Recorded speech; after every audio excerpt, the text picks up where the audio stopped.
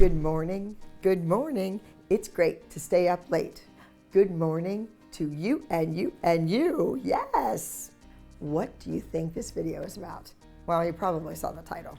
So you know it is the reaction to 8 more minutes of the very first episode of the show. I'd say that Maddie probably is Chloe's biggest competition. I think that Chloe's biggest competition's in her own backyard. So we're picking this up right where we left off. She is talking about her own daughter. She's talking to her own daughter. What does she say? Your competition's in your own backyard. What she means by that is right there within the studio, right there within her class is her competition. And that's good, that's healthy. That's what pushes kids to get better and better and better. You want to stand next to the best person in the class. That's how you get better. You go to the ballet bar, whoever's leg is the highest, that's who you want to be next to so that you can get your leg up there just like theirs. She doesn't see it that way, no. She's talking about Maddie. If the mothers can see that Maddie is out dancing their kids, who am I to argue with that, right? Now, she says that right in front of her own child. Maddie's the best. That sentence is stated. Why would you say that to your own child? Why would you put that in her head? I'm the teacher. I'm the one creating the pyramid in class. That's my job to do. The mother should be there to build their own kid up, to tell them that they are the best, that they're wonderful, and in their eyes, they're perfect. You know, that's a mommy's job, not the dance teacher's job. No way. Get past them, switch foot, and then we're gonna take that piece from the old dance that we did last year, and let me see that hip, hip, hip, go. So right there you see, I have to take choreography that they did a year before and stick it in the new dances. There is never gonna be enough time to teach an entire new concept, a new routine, new steps. That's why for all of you dancers out there, it is so important that you know your terminology, that you retain choreography. You never know when your teacher's gonna say, hey, we're doing a television show. We need to use some of that old stuff. But truly, even when you go to auditions, you need to remember what you learned day 1 if you get called back for the day 2. Or it could be a month later, remember the choreography. Write it down, take a video of it, make sure you know it. This is my favorite part. Her daughter's in the middle and it's a turn, and she was a great turner just naturally. So it's this outside compass turn and coupe because her kid can do it, but she's standing next to people on either side of her whose child cannot do it. So it's still cruel. She doesn't feel well at all. Like she went like this. If she pukes, I'm not cleaning it. In this episode, Maddie is sick, a flu, a bug, something. And to hear her own mother say, well, if she pukes, I'm not cleaning it out. First of all, that's not a ladylike word to use. She should say, maybe vomits, throws up. She doesn't even need to describe it. Saying Maddie doesn't feel well, she went like this, she made the face, and then say, if she gets sick, I hope I don't have to clean it up. But hello, it's your child that you gave birth to. Why wouldn't you clean it up? Why would you expect another mother or the dance teacher or the front desk receptionist to clean up your daughter's illness when you're there? That's a horrible thing to say. Go. Stop crying. Stop acting like this. My stomach hurts. So Maddie's sick. I don't know if she's really sick or not. Most children that I deal with, if they have a bug, a stomach flu, they literally hold their mouth and run out of the room. That's the time that you don't ask the teacher's permission to leave. That's the time you're not being rude or disrespectful if you leave a class. That's the time the teacher wants you to run, get to the ladies' room, do what you need to do. But the tears, the crying, I have a feeling that Maddie knows something else is going on. She's upset about something, but she does look kind of green. So maybe it's a combination of both. But you hear her mother, don't cry, don't cry. Why are you crying? Stop it, stop it. That wasn't me, that's the mom. Earlier I said to her, boom, that's the pose that you have to hit. Why the tears? She said, my stomach hurts. Okay, now, editing, right? I guarantee you, after that child told me that her stomach hurt, I'll bet everybody out there $100 that I said, Maddie, if you think you're going to get sick, run out of the room. I would never tell a kid to just keep dancing. That's ridiculous. Now this next part is gonna get really good. The front of the building looks so bad. It used to be a little bit more modern. There was like this big girder thing that stuck out. And every Christmas and every Easter, we do this big candy sale with a candy company that's local, about an hour from the studio. So they deliver the candy. And I'm talking about $50,000 worth of candy. So this huge truck backs into the building, opens up the, the back of the truck, and they unload the candy, and it's all the way down the hallway on both sides, in the store, all over the place. It's a lot of candy. And each pile, has a child's name on it. One year, there was a lot of ice out in front. We had a really bad winter. And so the truck parked, stopped, the guy gets out, and the truck just slides backwards into the building. Thank goodness that it stopped, or it would have destroyed the whole front of the building. It just knocked off the awning and the girder and all that metal steel part.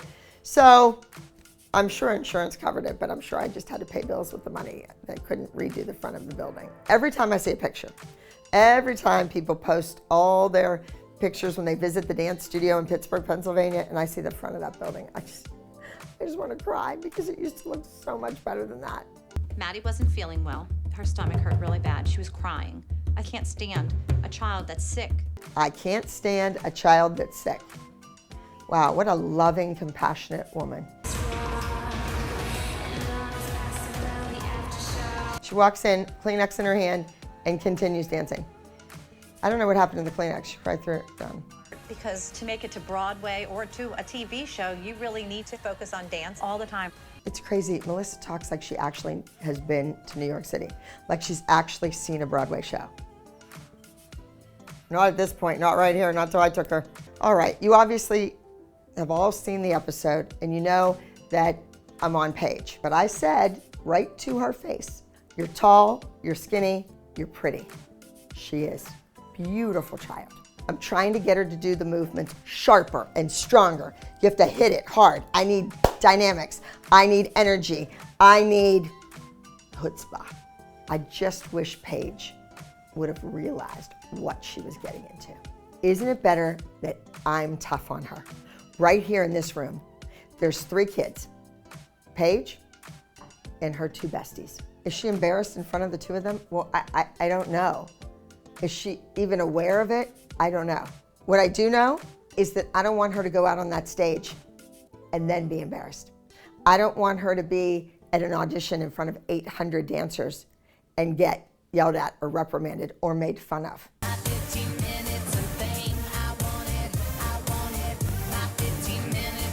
15 minutes of fame, I don't even know where the song came from. Paige, come here. I'd have your head on a platter. Yes?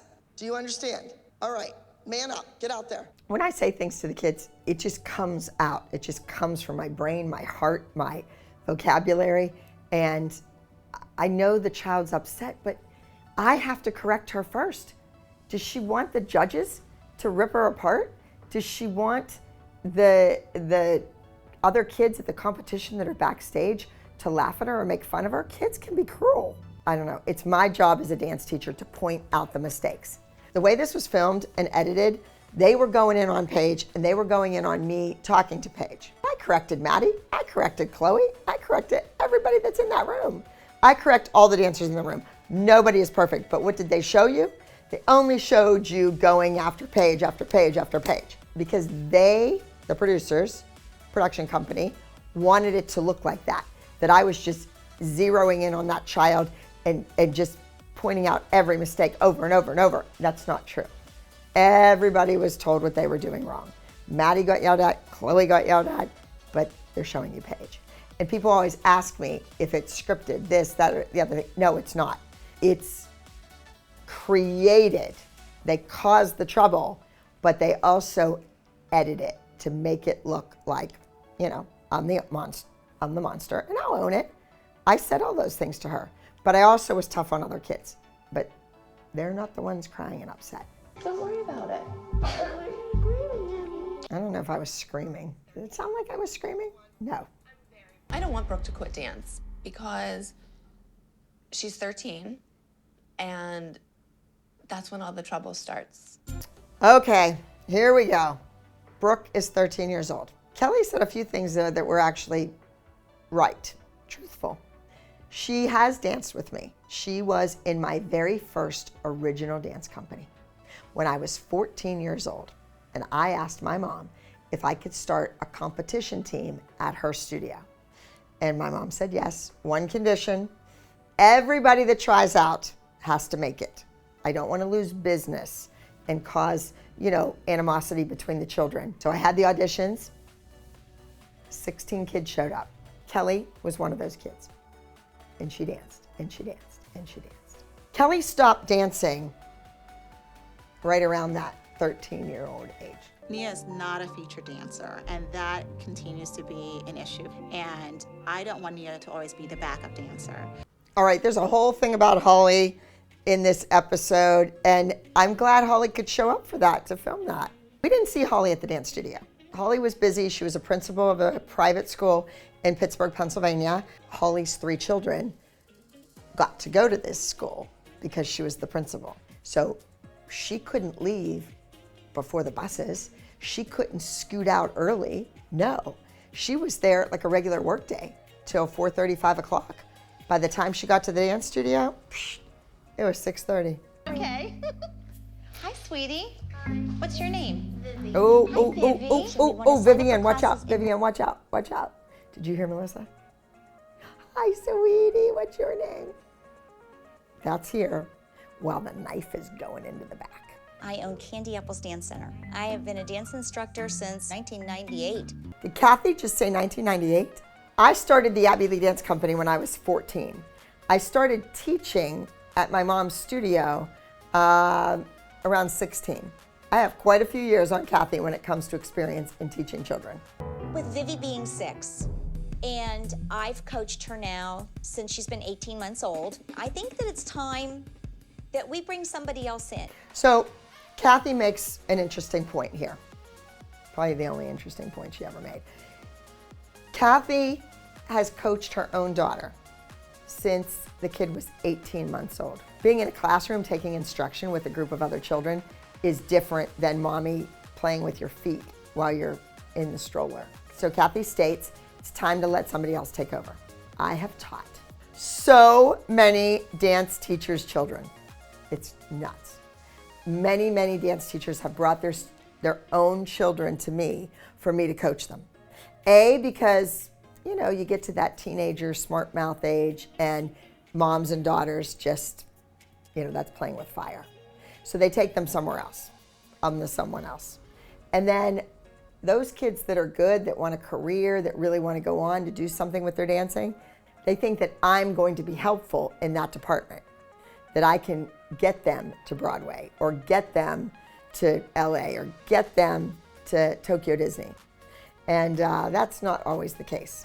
The crazy thing is Vivianne is in our waiting room outside by the retail store. She holds onto the door and she does a heel stretch. That's where you take your leg and stretch it up to the side with your hand. She has her hip so far up out of the socket. We call it a crotch shot. It's not good. Her leg is bent. Her posture's leaning to the side. Like just right there in one step with her outside warming up, and her mother is right there. Kathy is about 2 feet away from her daughter's hip that's up. Does she tell her it's wrong? No. Does she fix it? No.